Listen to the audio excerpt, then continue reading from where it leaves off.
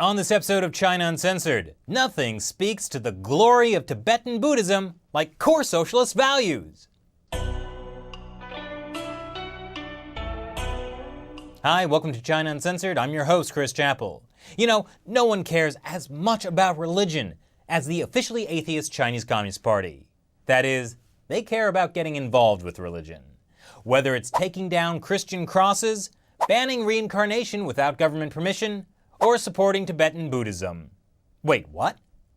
Just last week, the second highest figure in Tibetan Buddhism held a 12-day ritual that hasn't been performed basically since a failed Tibetan uprising 50 years ago. It's called the Kalachakra ritual. Kalachakra means wheel of time. I learned from state-run Xinhua that is reporting on it for some reason. The ritual is performed to activate dormant enlightenment for the 100,000 people, including thousands of monks who were apparently allowed to freely gather to practice Tibetan Buddhism. It's so extraordinary, you just gotta capture the moment. The ceremony was conducted by the Panchen Lama, basically the number 2 guy in Tibetan Buddhism, after the Dalai Lama. As state-run CCTV puts it, the 11th Panchen Lama is the spiritual leader of Buddhism in China's Tibet region. In other words, this guy is a big deal. No, seriously, Xinhua even interviewed a living Buddha about it. Although the Panchen Lama is only 26 years old, he has become a very great master in Tibetan Buddhism.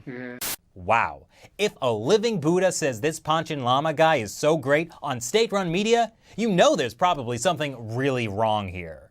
And you'd be right. This guy is not the real Panchen Lama. That is, if you go by the traditions of Buddhism instead of communism.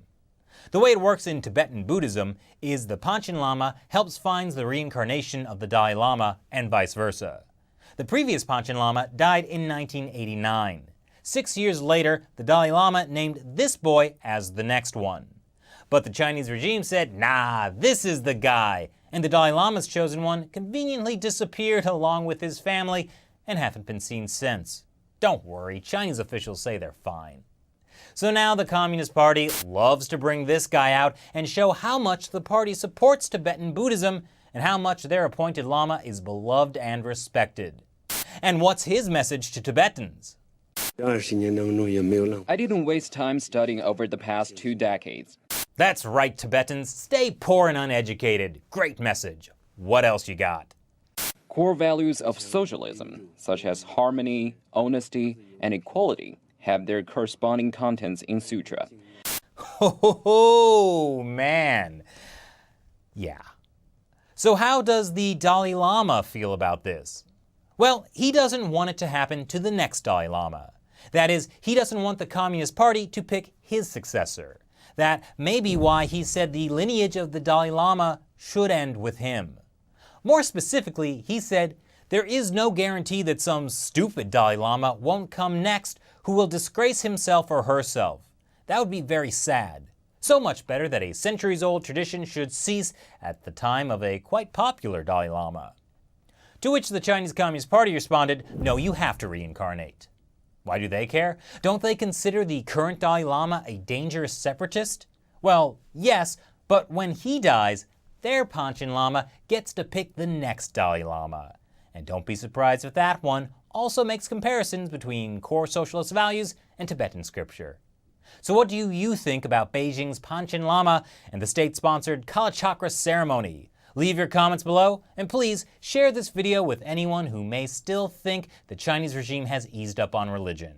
Thanks for watching this episode of China Uncensored. Once again, I'm your host, Chris Chappell. See you in the Bardo. In case you haven't heard, this is where World War III is going to start. It's the saddest polar bear in all of China. He lives in a shopping mall.